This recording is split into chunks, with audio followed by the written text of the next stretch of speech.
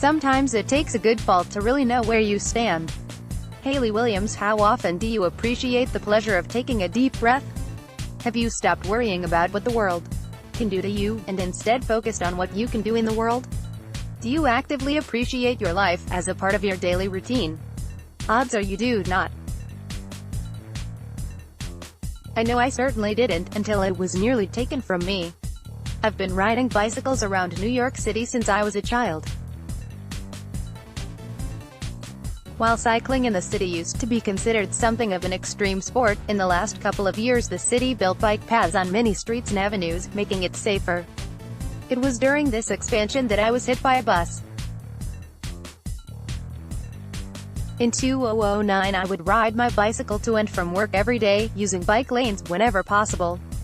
Nights were a different story. I avoided certain roads because the prevalence of bicyclists who would travel the wrong way without using any lights raised the specter of a crash, and falling out of the bike lane and into traffic. When I feared Central Park West would be a dangerous way north, I would use Amsterdam Avenue instead. While the law says that cyclists must use bike lanes when they are marked, it is also the law that cyclists must be accorded 18 inches of roadway on all roads in the state. Thus riding on roads without bike lanes is not illegal by any stretch of the imagination, only dangerous. I figured that, on balance, it was less dangerous than hitting an invisible cyclist coming straight at me out of the darkness. It was sunny at 4:30 p.m. on November 22, 2011. Sunset was an hour away, but I was worried that it would get dark during my commute, so I took Amsterdam home. The temperature was comfortable, and the traffic was not too heavy. I was riding my bike Friday custom folding bicycle, past where I used to play billiards as a boy, past some high-end bars, and past a parked police cruiser. That's where I was hit. A Peter Pan bus was headed to New England on Amsterdam Avenue. Like most private bus drivers, the driver was hurried. He was hustling to beat the evening rush. Getting stuck in traffic before the interstate would mean arriving late to his destination. Once on 10th Amsterdam Avenue, he put the pedal down, weaving through traffic to get north as quickly as possible. When the bus undertook a car, weaving into the rightmost lane, the side of the bus struck my shoulder, then the left handlebar of my bicycle. I wobbled to the right, and the bike, its wheel turning 90 degrees as a result of the handlebars being struck, spun out from under me, sending me flying. As I catapulted through the air, my instincts took over. Years spent studying Japanese martial arts taught me how to take a break fall, and to tuck my chin so my neck would not snap on impact. I did what I could. When I landed on my left side, I injured my spine in ways that would only reveal themselves shortly after the lawsuit was over. I tore the labrum in my left shoulder. I was, however, not dead. When I tucked my chin and turned my body away from the bus, I ensured that while the wheels of the bus ran over my backpack, they missed my head and spine, coming nowhere near my extremities. I can still recall the feeling and sound of the air whipping past my neck as the rear wheels of the bus passed within inches of my head, pulling my backpack under so hard that the shoulder straps tore completely. The bus driver just kept going. The police car immediately chased the bus as soon as I was hit, catching up with several blocks later. When the cops returned, they were shocked that I was not dead, since they had seen this sort of thing before, and it always ended in death. After I staggered out of the roadway, I texted my wife, who collected me and took me to the hospital. I was in total shock, and my thoughts were a mess. At the hospital, I told the nurse at reception what happened. "How do you feel?" she asked. "Like I've been hit by a bus," I said. It took a while to process what happened. There's a reason they call the state you're in after an accident shock, after all. The night after the accident, I felt okay, and went to bed. The next morning, I was in so much pain, I couldn't move. There was a lawsuit. There was physical therapy. It wasn't fun. At the same time, I went through the accident, lawsuit, and recovery. I was questioning my choice of career, and there were massive layoffs at my company, of which I was eventually a statistic. Newly unemployed and physically damaged, I was forced to take stock of things. Was I happy? Should I keep chasing a career that made me miserable? How would I feel if I had to look down the barrel of a gun one more time? Looking death in the eye is transformative. Coming face to face with death helped clarify things. Death puts life in high relief.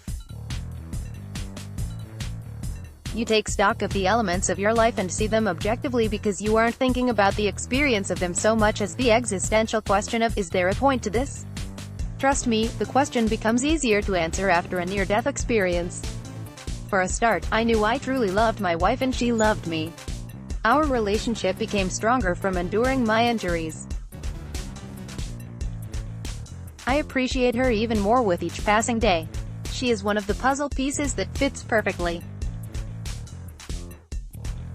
After all, what are the odds of meeting one specific person, then dating them, then marrying them, in a city as big as New York, especially considering that she isn't from the USA? I savor every day with her, because I know how unlikely our meeting was, and how it was nearly all undone under the wheels of the Peter Pan bus. How about my career, the one I thought defined me as a person? I realized how much I really hated my job, the one I'd recently lost. I started to explore other applications of my skills. I found not one, but several. I use this as a platform to elevate and better myself each day. I was immediately happier, and all of my long-term professional dreams came closer. Most of all, I learned to live deliberately. I make it a point to keep in touch with my parents regularly. When I am not working, I make sure to disengage so that I can devote my attention toward my children. I spend more time appreciating the beauty of Mother Nature, even if it means just a quick stroll in the park with my family. And even though life keeps me busy and it's harder to maintain friendships as an adult, I'll try to check in with a few of my close friends to let them know that I appreciate them in my life. I also spend less time worrying about who I'm supposed to be and more time focusing on who I want to be. Growing up in a typical Asian family, my parents taught me that success in life means getting into high-paying professional careers. Jobs like accountants, doctors, lawyers, and engineers are the preferred ones.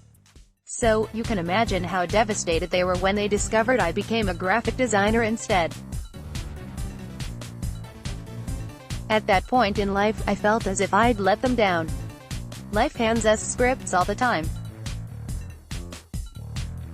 The people around us make superficial assessments of who we are and tell us, in words or actions, who we can and cannot be.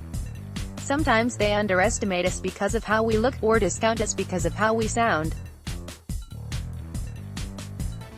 And most of the time, we take these scripts and use them as guides to our path, afraid of diverging from the set plots. We believe that we are expected to look a certain way, live a certain way, in order to be deemed as worthy by the society. But what happens when life throws us a curveball, like being hit by a bus and being let go from your job? Those are not part of the script. Without any guidance, we let ourselves believe that the script ends there. Allowing all the scenes in your script to come from the world is letting your life be up to a roll of the dice.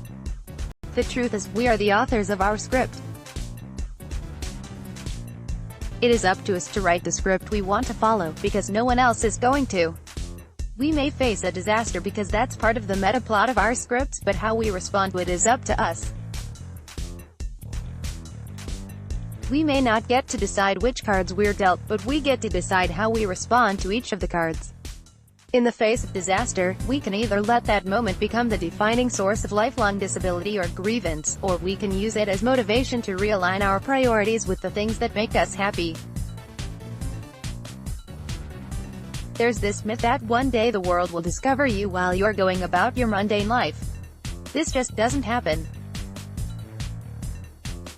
The world isn't going to discover you, it's going to hit you with a bus. The world isn't an author you want to put in charge of your life story. So where did my script lead? All the changes I've mentioned were adjustments made in a moment, redirecting the vectors of my life, but they were only moments, turning points now years